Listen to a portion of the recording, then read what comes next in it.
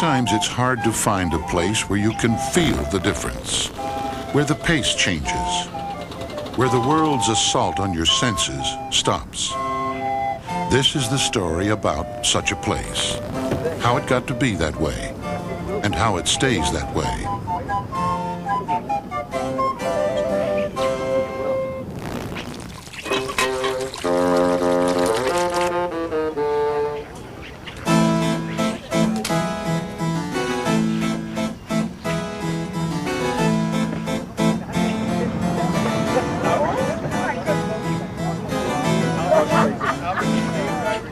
The town of Washington Grove was originally founded as a religious retreat in the rural countryside. The Grove is located in Montgomery County, Maryland, not far up Interstate 270 from Washington, D.C. Today, the town is surrounded by one of the busiest, fastest-growing commercial, housing, and retail shopping areas in the nation.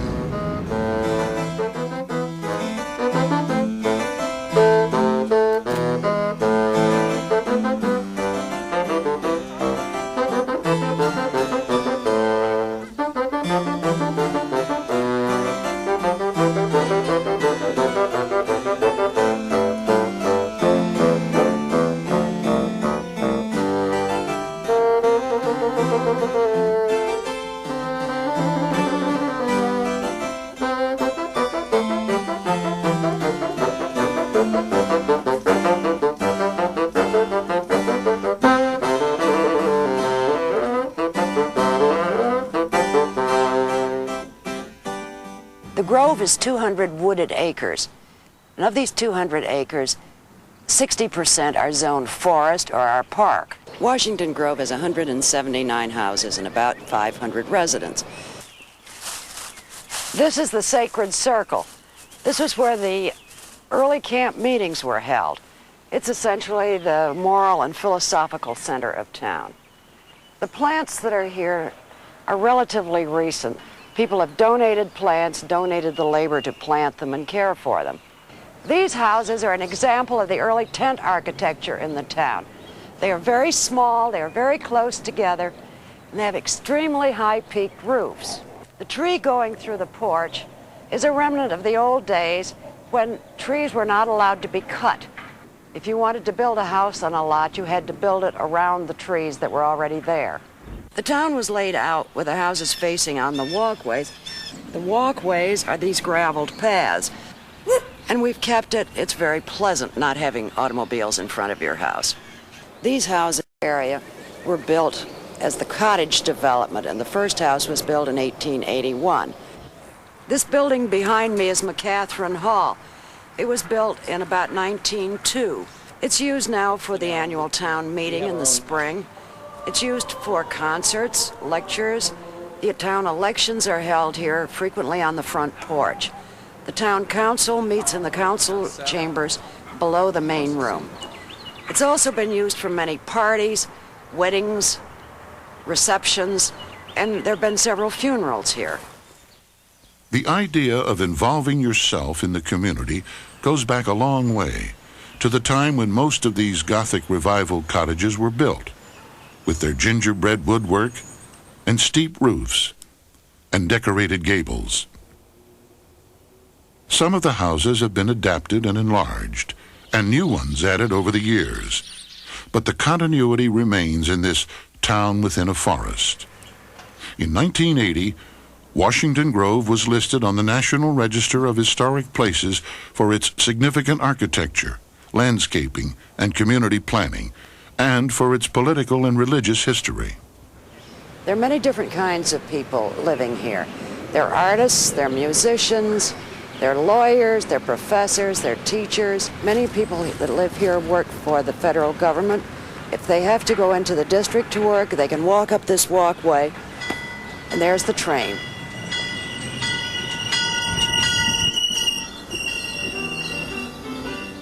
To understand this place and how it has survived, you have to know how it got started. In 1873, Ulysses S. Grant was in his second term. The country was headed into a depression after a period of rapid economic expansion, driven in large part by a burgeoning railroad system. Even so, the B&O opened its new metropolitan branch line from Washington. There was also a powerful religious revival going on. Camp meetings, they were called. People took off for weekends, weeks, whole summers in the country. They pitched their tents and held evangelistic meetings, and sinners poured forth from the cities and countryside to declare their faith. In the spring of 1873, these two forces met on the farm of a Mrs. Cook and made common cause. The Baltimore and Ohio Railroad was eager to have more stations along its new branch line northwest of Washington. The leaders of the Methodist churches in the city were seeking an easily accessible campground in the country as a healthful retreat from Washington's summer heat. It was a marriage truly made in heaven. A group of investors formed the Washington Grove Camp Meeting Association and obtained a charter from the Maryland legislature on March 30th, 1874. They sold 1,000 shares at 20 each to raise the money to build a campground. 1 share entitled the owner to a tent site. 5 shares got you a cottage site.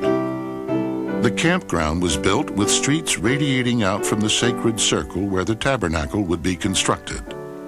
The Methodists had some interesting ideas about building a community in the Grove. Streets were planned with the interaction of people in mind. Service roads were developed at the back of the houses. Here, the avenues in front of the cottages have always been for walking, separated from vehicular traffic, originally done for the safety of women and children. What we now call environmentalism was a part of it too. People preserved the forest and even the individual trees whenever possible. Putting up homes meant finding and preserving the right balance between the people who lived in them and their surroundings. From the beginning, the Grove attracted people in droves, and the camp meetings flourished.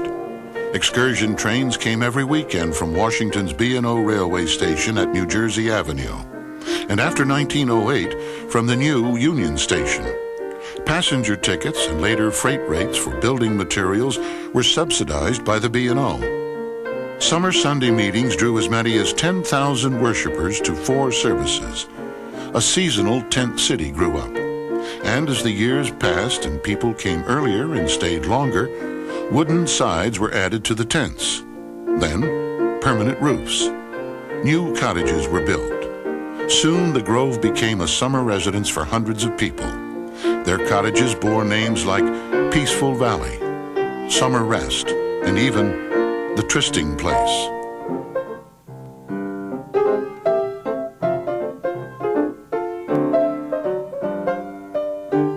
Families stayed for the whole summer, the fathers commuting to their offices in Washington on the B&O.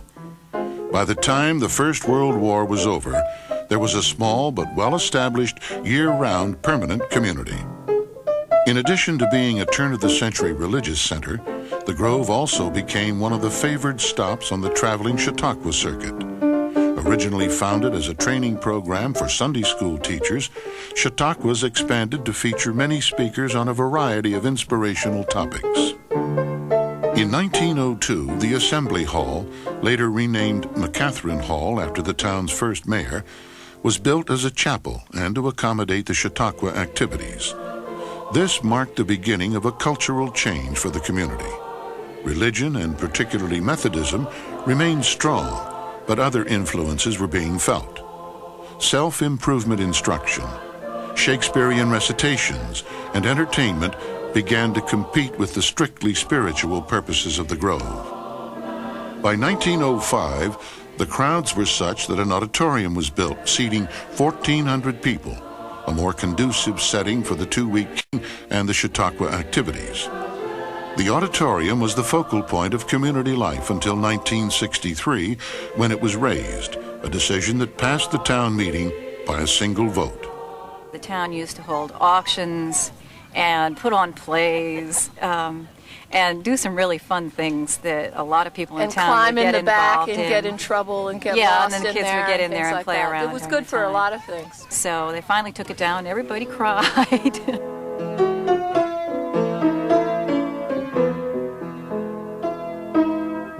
In time, the Grove was caught up in a second, self-renewing cycle of people. Like the religious seekers of an earlier era, these new visitors found it attractive, stayed here, and joined in to preserve what brought them here. When we came here in 1920, we rented from a party down in the Grove, and he charged $18 a month. So then he was going to sell it. So then we decided we'd buy it. And he was asking $2,500 for it. So we bought it. It took a while to get it paid off. By 1928, it became apparent that the old Camp Meeting Association, still the only form of government the Grove had known, had outlived its usefulness. A committee on reorganization was formed under the guiding spirit of Roy McCatherine and worked at the problem on and off for 9 years. Some people in the Grove thought that merging with Gaithersburg, one town over, was the solution, but the urge was resisted. Instead, in 1937, the Washington Grove Camp Meeting Association dissolved itself, and Washington Grove was granted articles of incorporation by the state of Maryland. The transition from camp meeting to town meeting was complete. In the last 50 years, Washington Grove has slowly but deliberately consolidated its gains and reinforced its independence. Today, a Methodist church is located in the town, but it is completely separate from the town government. People of many religions and beliefs live here and share in the spirit of the Grove. Good evening. I'd like to call to order the 52nd Annual Town Meeting of Washington Grove. Shall we all stand?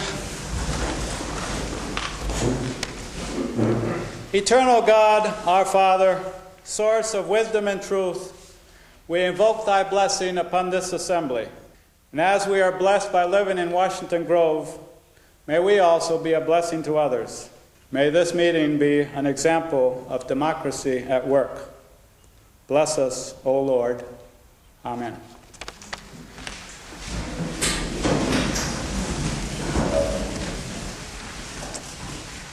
Section 20 of the town charter states, quote, "The mayor each year must, not may, but must, report to the town meeting the condition of municipal affairs and make recommendation for the public good and welfare of the town."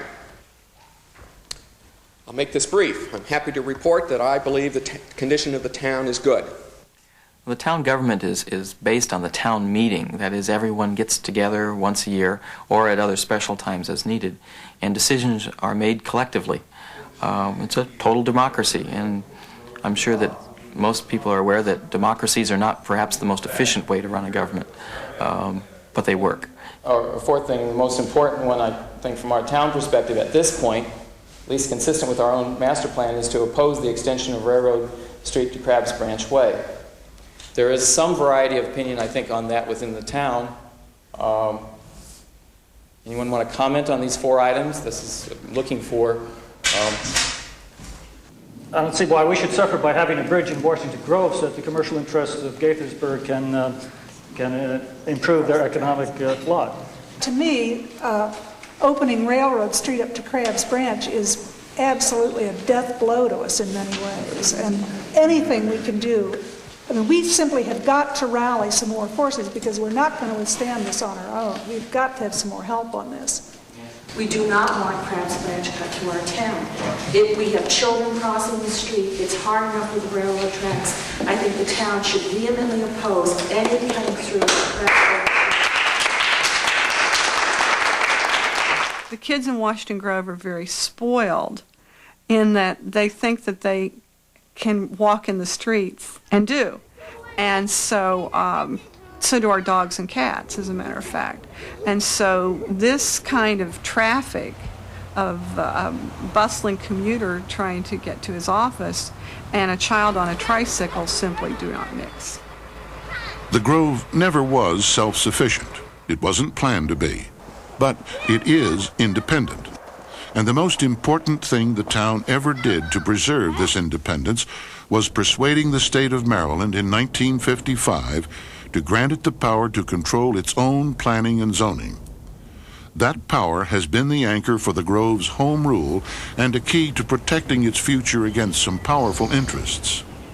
The Planning Commission put together the town's master plan in 1975. One of its major purposes was to let the other jurisdictions around us become more aware of this little enclave and the importance of it.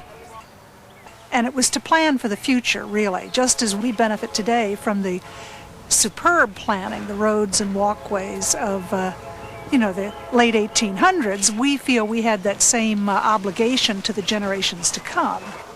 It's interesting in looking over the plan today to see that in this 13-year period that we really have accomplished most of the goals we set out to do. Your master plan is your roadmap.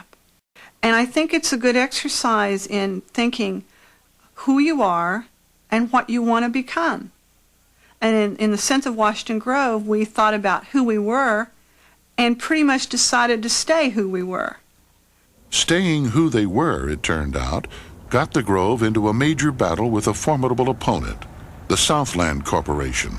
The town is primarily residential, and there's a small commercial area of approximately 4 stores that is a traditional kind of commercial area. It's an old crossroads, so there was probably always a store of some type there. But the Southland Corporation, the owners of 7-Eleven stores, convenience stores, had a corporate policy of always being open 24 hours a day.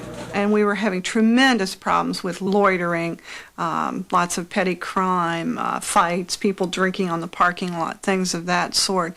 And the town began to try to look and see what could be done to remedy that. We made several recommendations to the town about what could be done with the commercial corner, including changing the zoning, basically restricting the number of permitted uses in the commercial corner. Key to the legislation was a proposal to cut back their hours from 24-hour operation to early morning to late evening. And also they would have to leave within a period of 5 years' time. There ensued after that a tremendous number of legal maneuvers between us and the Southland Corporation. It was a pretty scary time for the town because we knew we were taking on a major corporation who by that time had made it apparent that they were hiring the preeminent zoning firm in the county. They sued us for millions. I've really truly forgotten how much. It was so beyond the town's reach that it was like a fantasy. When it was clear it was going to be impossible to solve it without going to court, we sued the Southland Corporation for compliance. I lost a lot of sleep for fear that you would fail, because people had so much faith that this was going to work. And I knew, and our attorney knew, that we might not prevail. So we got all the way up to, I think they actually had the court date set. They had done the depositions. Mine was, I think, 10 hours worth of deposition with all the 3-piece suits and so forth. And finally we agreed. We did an out-of-court agreement that we thought we could live with, that I believe Southland felt they could live with. The town, I feel, prevailed. The agreement states they will leave town by 1990. They did close at night. We did see a dramatic change in the character of the corner. And they, as a good faith gesture, donate $1,500 a year to the town for the 5 years. There's a lesson in small towns as well as for big corporations. People do get angry and they say, we've had enough. And this town had had enough, for sure. People in the Grove also fight hard to protect the town's natural environment, particularly the trees. The woods have meant a variety of things to the town over time. From about the 20s, it was up to about the 40s, it was looked at as a natural resource that could be used for money. for economics, selling the trees, cutting the woods. About the time of the 70s, early 70s, we were facing another decision to cut for lumber, and it was a major decision of the town not to do that. It was a major change in the policy. And now, what are we, almost 20 years later, 18 years later, that's still the way it is, and looks like it's going to stay that way now. 3 years ago, we noticed that gypsy moths were moving into this area. The caterpillars actually defoliate the trees in a matter of weeks, and the damage to the forest can be irreversible. Last year we saw our first really big egg laying, and this year already, right now, the trees are full of holes, the leaves are full of holes. And the helicopters just went over today doing our first spray. Potentially, if we don't get the moths, they could make the woods that you see right now, in a month from now, it'll look like February. The trees in the community, I think, are the most valuable asset. I know people who have theories that they're gods that look down on us and take care of us and protect us.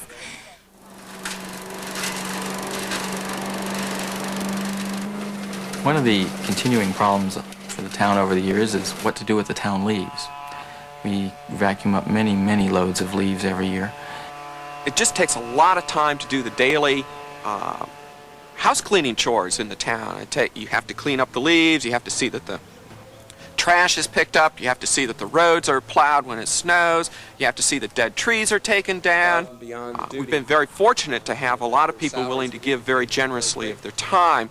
But I want to spend a few minutes thanking the town council. The council not only is the legislative body in this town, but it's also the heart and soul of the administration of the town. They are the executive branch. Each council member is the head, in essence, of a department. In fact, in many cases, they are the department. They're Indians and chiefs. Tom would like to remove a tree which is on town property. It's a maple tree, is that right, Tom? Yes. And it's on Hickory Road, and it's fairly close to the property line between Rhinex's and Heilman's. Okay. Is that the one where the curbing ends? End of the existing curbing now. Yeah. About 75 feet to 100 feet. I see no reason not to go ahead with it. It does complicate our curbing project by leaving it there. Mary and I got involved in community affairs because someone came and told us there was a town council meeting. We had never seen one of those. We went one evening out of curiosity, and they were talking about moving chairs and tables for a town dance. We offered to help move the chairs and tables from the church to the town hall, and then an offhanded comment like, well, can the town afford to buy some? Somebody said, oh, that's a great idea. I move that we approve the purchase of chairs and tables. We thought, boy, this is a fantastic place. You can come and suggest chairs and tables. They buy them immediately. This is fun stuff. As I often say in Washington Grove, people don't seek public office. It's vice versa. But the office seeks the people that are available to do the job. I got involved with civic affairs kind of by accident. A friend of mine became the mayor of the town, and he was looking for somebody to appoint to the planning commission. And he thought I would do a good job, so he asked me. And I stayed on the planning commission for a number of years, and then got into the Board of Appeals, and then ran for town council, and then ran for mayor. The most interesting parts of being mayor were serving as the focus for the external activities. That is, dealing with other neighboring jurisdictions and planning and zoning. I probably sort of had an inward feeling that one of the rough things to do as mayor would be handle citizen complaints. I found that to be the least difficult job. It's a volunteer community. When they have a volunteer mayor, if they come to you with a complaint, it's legitimate. Being the first woman mayor was different. I decided I would look for things that would be different than my predecessors. For instance, I know that the number of complaint calls dropped dramatically because people who would call the mayor's wife were reluctant to call the mayor's husband. Get one of them. Somehow, it's fitting that the time and place where a community like Washington Grove really comes together is at the annual 4th of July celebration, and everyone joins in. What's your last name? Kirby. Kirby? Oh, your brother. Are you at all related to Josh Kirby? Yes.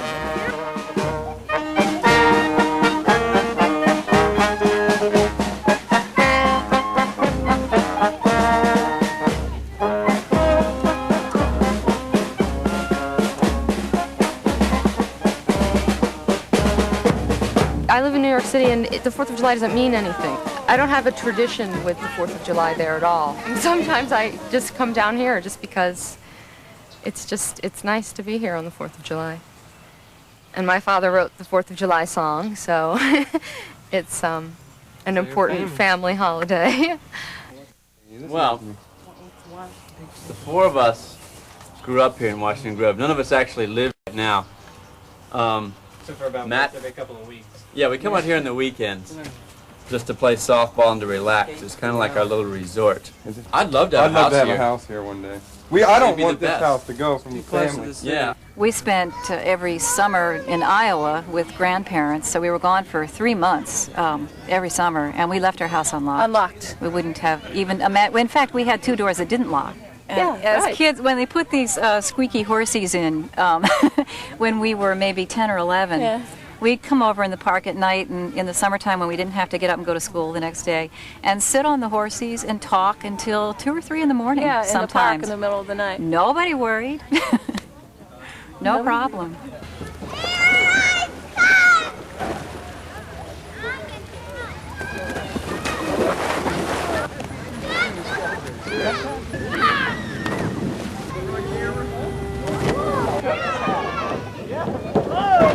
This community is a community because you feel like you know your neighbor. You get involved with your neighbor somehow, whether it just be day-to-day life or the many community activities. In many sense, it's like a big extended family.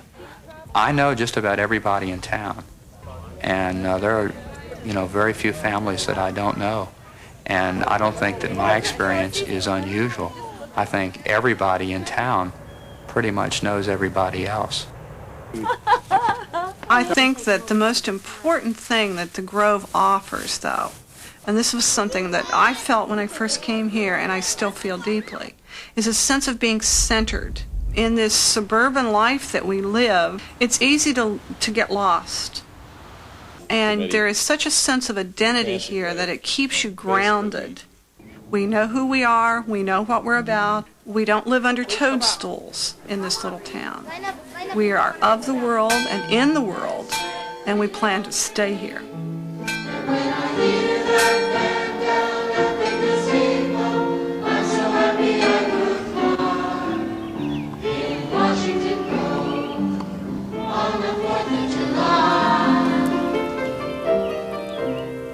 Washington